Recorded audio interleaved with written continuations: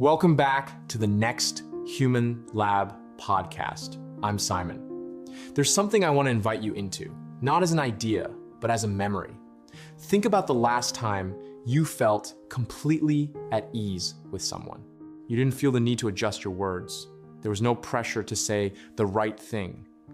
And in that space, something subtle happens. You become more honest, not because you decide to, but because it feels natural. Now, think about the opposite of situation, where you felt just careful enough that you held something back.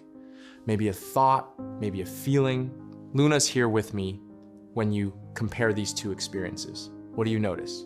The difference feels quiet, but very real. In the first one, you don't feel like you're being watched. You're not analyzing yourself while speaking. You're just there. But in the second one, there's always a layer of self-awareness, like you're filtering things in real time. And even if nothing goes wrong, you don't fully relax. Exactly. And that difference is what we're exploring today.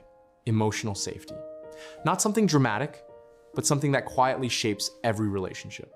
Because people don't open up just because they're asked to, they open up when it feels safe to. If you look at the journey we've been on so far, there's a natural unfolding happening. We started by understanding why connection feels difficult, then explored what it means to truly understand someone, and how miscommunication can happen even with good intentions.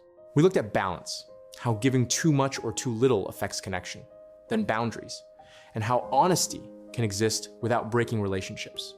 And now we arrive at something deeper. Even if you do all those things, there's still one question that determines everything. Do people feel safe enough to be real with you? And I think that question changes how you see relationships. Because you start to realize connection is not just about talking or understanding. It's about whether someone feels they can actually be themselves without consequences. Exactly. And that's what emotional safety creates. Not perfection, not agreement, but space. Let's start here. Honesty doesn't exist without safety. People don't withhold truth because they want to be distant. They withhold it because something feels uncertain. Uncertain in what way? Uncertain about how it will be received. Will it be understood? Will it be dismissed? Will it create tension? If that uncertainty feels too high, people adjust. They soften what they say, avoid certain topics, or say nothing at all. Over time, that creates distance, not because of conflict, but because of what was never expressed. Here's something important. Emotional safety is not created by saying, "You can tell me anything." It's created by how you respond when someone actually does. So it's not about what you promise, it's about what you demonstrate. Exactly. People don't trust words alone. They trust patterns, repeated experiences, moments where they take a small risk and see what happens. If the response feels safe, they open a little more next time. If it doesn't, they close. This is where things get subtle. It's not always the big reactions that shape emotional safety. It's the small ones. A dismissive tone, a quick interruption, a slight shift in expression. Things that might seem insignificant, but are felt emotionally. Exactly. When someone is sharing something real, they're already slightly vulnerable. So even a small reaction can feel amplified. And the message they receive isn't always logical, it's emotional. This is not safe. And once that message is registered, they adjust. Let's make this real. Someone shares something personal, not dramatic, just honest. And the response is, you're overthinking it. It might seem harmless, but what happens internally? The person doesn't argue or react strongly, but something shifts. They think, maybe this isn't something I should bring up again. And next time, they don't. That's how emotional distance begins. Here's something deeper. Emotional safety doesn't mean everything is smooth. It means imperfection is allowed. So people can say things imperfectly and still feel accepted? Exactly. They can express something messy, struggle to explain themselves, or say something that's not perfectly structured. Instead of being corrected immediately, they are understood first. That changes everything, because now expression feels possible. Now, let's go even deeper. When emotional safety is missing, people don't stop interacting, they start performing. Performing in what way? They present a version of themselves that feels acceptable. They say the right things, avoid tension, and stay within safe topics. From the outside, everything looks fine, but underneath, there's no real depth.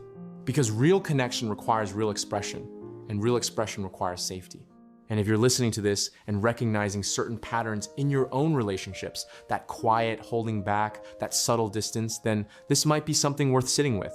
If this episode is helping you see things more clearly, you can support it in a simple way, just by liking the video.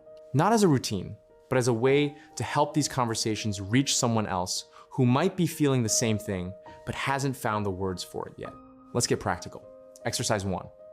Notice where you filter yourself.